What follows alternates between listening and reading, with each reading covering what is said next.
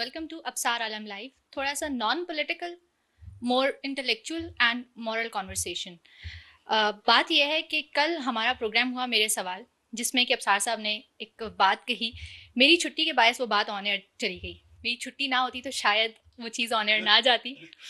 तो उसके ऊपर बात करेंगे कि ये बात क्यों कही गई और कॉन्टेक्स्ट क्या था, सोच क्या रहे थे। अस्सलाम वालेकुम। वालेकुम अस्सलाम। You are ready to handle the questions? आपने तो चार्ज शीट ही लगा दी आते ही।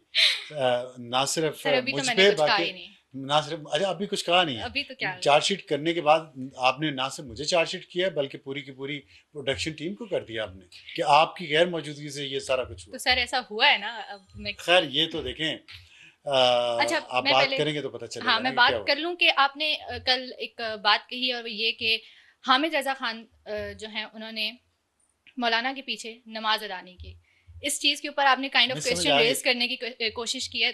मैं जानना चाहूँगी कि ये आपने क्यों किया है, क्योंकि जब मैं देख रही थी प्रोग्राम घर पे तो मैं खुद मेरे मेरे अपने दिमाग में ये सवाल आया कि चूंकि आप बहुत प्रिंसिपल्ड हैं और ये बात मैं जानती हूँ कि आप बहुत प्रोग्रेसिव सोच रखते हैं। ये मैं इसलिए नहीं कह रही कि मैं आपके साथ आई वर्क विद यू या मैं आपको किसी तरह डिफेंड कर रही हूँ। अभी आपको आगे चल के पता चलेगा कि मैं आपको किसी तो और डिफेंड नहीं कर रही। लेकिन ये सवाल थोड़ा सेंसिटिव है और थोड़ा इंट्रूसिव लगा मुझे, इसलिए मैं जानना चाहूँगी ठीक, कि आपने ये बात क्यों की। देखिए media is all about sensitive and intrusive stuff. ये पहली बात तो ये है कि जितनी भी मीडिया चीज़ें टच करता है ना वो सेंसिटिव होती हैं और सेंसिटिव चीज़ों को टच करना चाहिए। सेंसिटिव चीज़ें इसलिए तो नहीं है कि हम उन्हें टच ना करें, उन पर इंटेलेक्चुअल डिस्कशन ना कर सकें। यही तो जो प्रोग्रेसिव होने की बात की, मैं कोई प्रोग्रेसिव नहीं हूँ, मैं एक आम सा इंसान हूँ, ना कोई इंटेलेक्चुअल हूँ।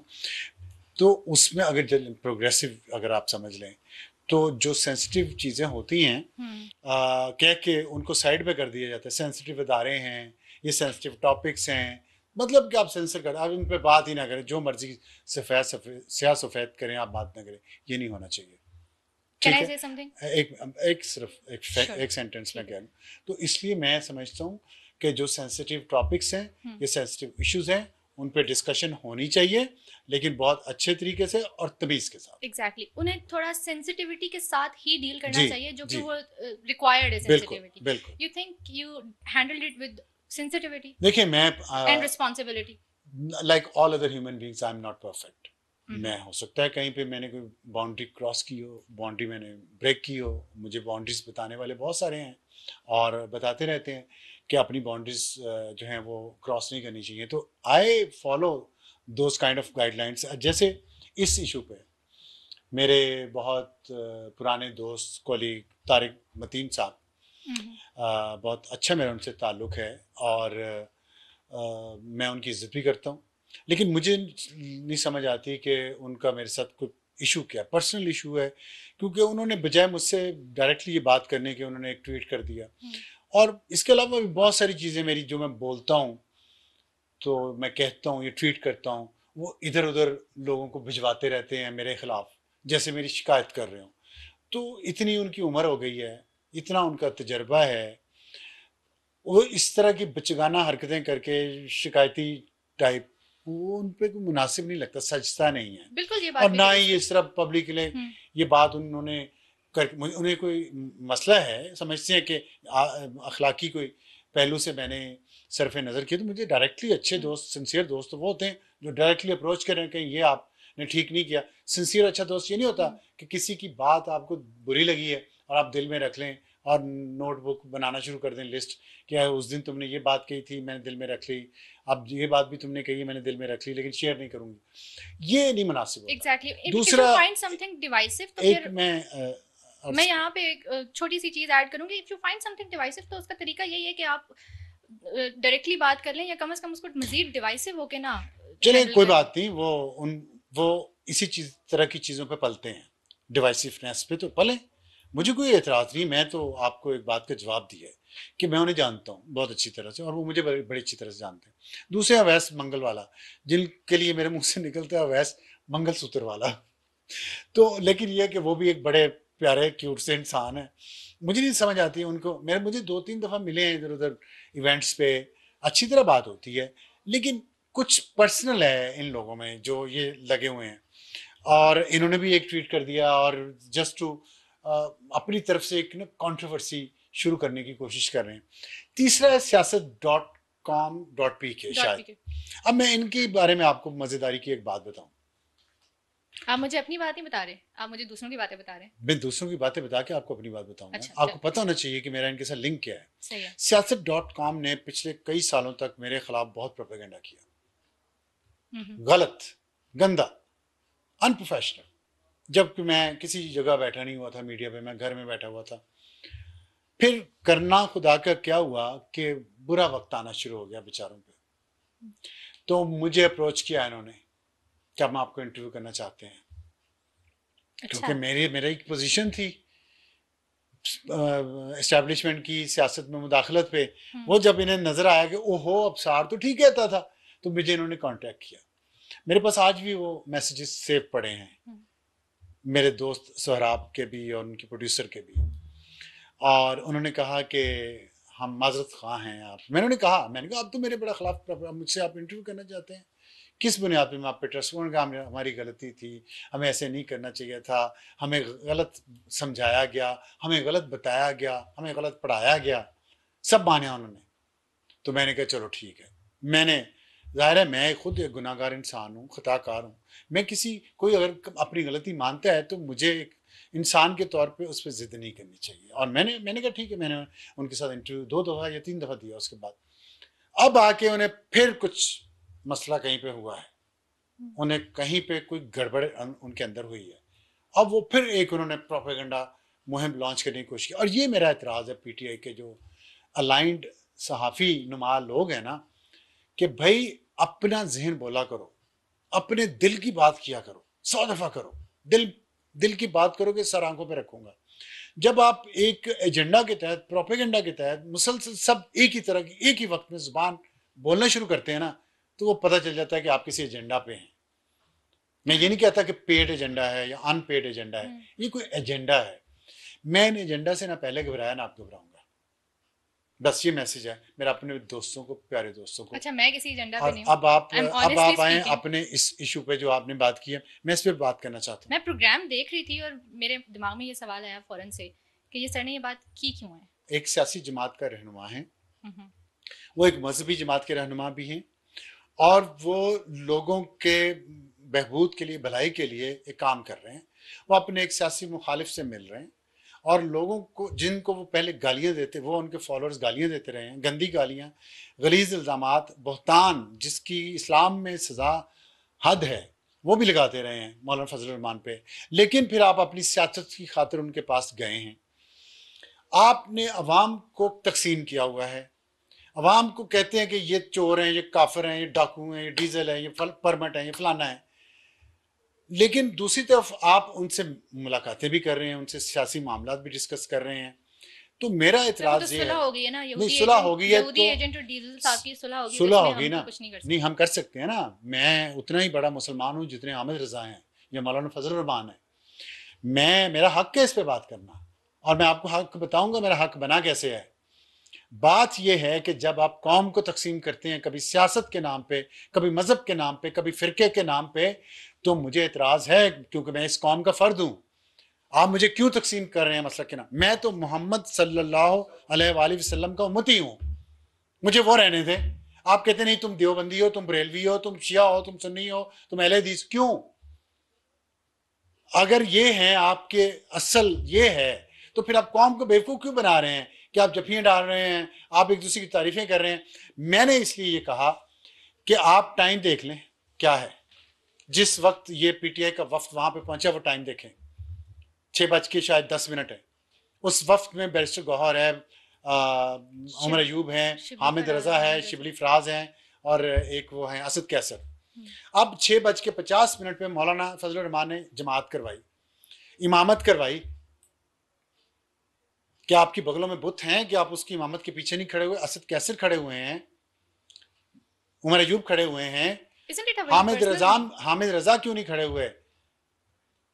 क्या बगलों में बुत थे? मैं पूछना चाहता हूं। अगर आप समझते हैं कि मौलाना फजल रहमान की इमामत पे आप नमाज नहीं पढ़ना चाहते, तो फिर आप सियासत में उनके साथ क्यों खड़े हो रहे हैं? ये मेरा सवाल है। और इसके पीछे एक हिस्ट्री है। ये जो लोग हैं, तारक मतीन, अवैस मंगलवाला और siyaset.com पीके वाला और दूसरे लोग जो हैं, ये मुझे कह रहे हैं मैंने इस इशू को क्यों उठाया। मीडिया का काम ये है कि उन तारीख गोशों पर रोशनी डाले जो सियासतदान या हुक्मरान या इशराफिया अवाम से छुपाना चाहती है। मैंने उस पर रोशनी डाली। आपका फर्ज है इन सब का जो किसी एजेंडा पे है, इनका फर्ज था कि मौलाना को कहते हैं, मौलाना हामिद रजा को कहते हैं कि भाई आप मौलाना फजल रहमान के साथ क्यों फिरका वराना ये अलहदगी कर रहे हैं, आप पढ़े उनके पीछे नमाज और अबसार जैसे लोगों की तनकीद को बंद कर दें। ये नहीं था बेहतर कि वो पढ़ते नमाज, या ये लोग उनको कहें कि आप नमाज, एक तमाम मसलिक के लोग काबा में नमाज पढ़ते हैं एक इमाम के पीछे, मस्जिद नबवी में नमाज पढ़ते हैं एक इमाम के पीछे, यहाँ क्यों नहीं? तो वहां पे ये क्या गलत है इसमें मुझे बताएं गलत क्या है? जो काबा में, काबातुल्लाह में एक चीज हो रही है, मस्जिद नबवी सल्लल्लाहु अलैहि वसल्लम में हो रही है, एक इमाम तमाम मसालिक उसके पीछे नमाज पढ़ रहे हैं।